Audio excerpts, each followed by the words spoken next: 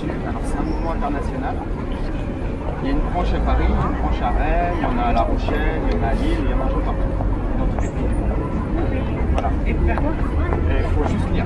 Ah, c'est tout? Ouais, c'est juste ça marche. Je sais pas, il m'explique pas ce qu'il faut faire. Parce qu'à la télé, on C'est de la formation.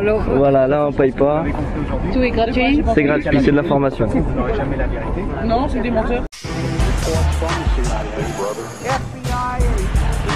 Right now, this country's at war against terror. You gotta do what you gotta do to keep your kids safe.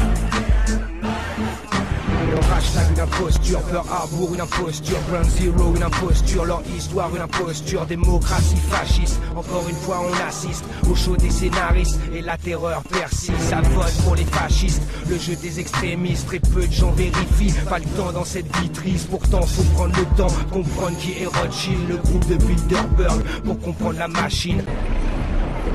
Bonjour, est-ce que vous connaissez le groupe Bilderberg?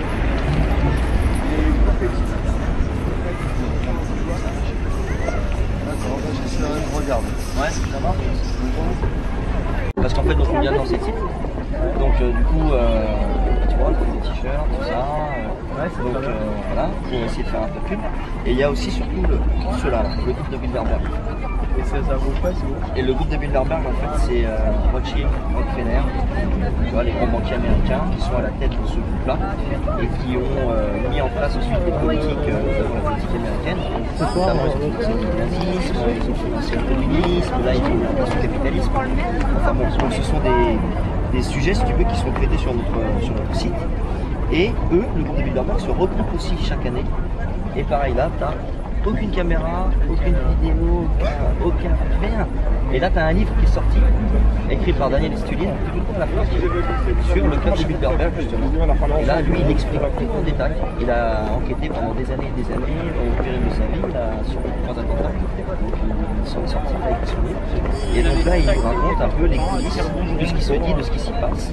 Et j'aimerais juste que les citoyens soient au courant, tout ça, tu vois.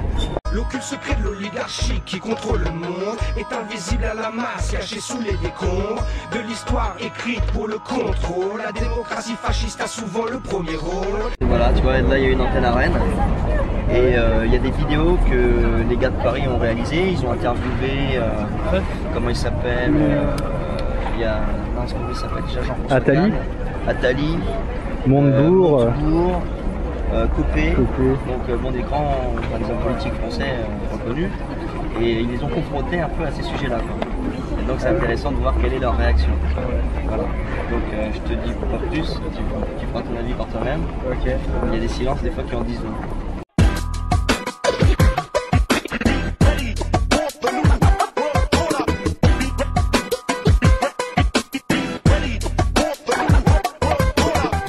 Dans la clash, t'avais posé une question. Es-tu libre?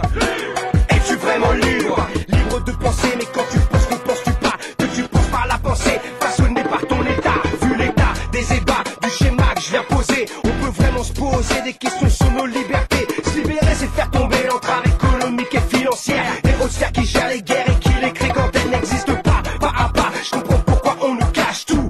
La paix n'est pas l'enjeu de ceux qui comptent leurs sous. Je te parle de multinationales comme Northrop Grumman qui spécule sur le marché de la haine pour des millions de dollars, man. Même si Mme Bush n'est plus président, ce sont les mêmes financiers qui détiennent l'armement.